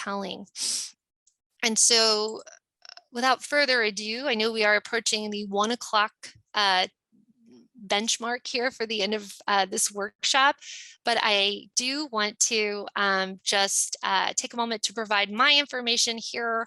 And my apologies, I should have updated this slide here. Taylor Herzenberg, our senior marketing specialist, has recently departed our office, but my contact information is relevant, and I am the primary contact for the Film Friendly Texas program. So go ahead and reach out to me using this information. You also probably have a bunch of emails from me in your inbox, so you probably don't need this contact information, but it's here in case you need it.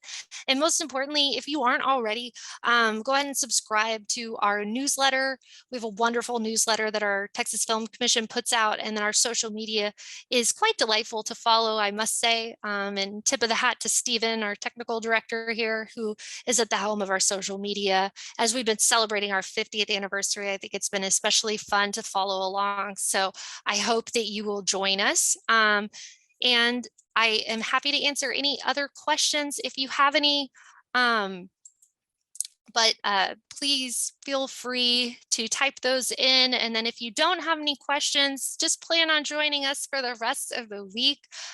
We are so excited to continue to have the opportunity to connect with you. And we really, really appreciate everything that our film-friendly community partners do across the state to make Texas such a film-friendly destination. It means the world to us to have excellent community partners such as yourself available and willing to pitch in and help out when a project is filming in your community. And it's really such a pleasure to get to know all of y'all, knowing that everybody here wears a lot of hats, and you do a lot of things for your communities, and it's just an honor to be to have our industries and this program considered as an additional tool in your tool belt as you work to promote your community and the economic development opportunities and job creation and tourism opportunities that our industries can bring.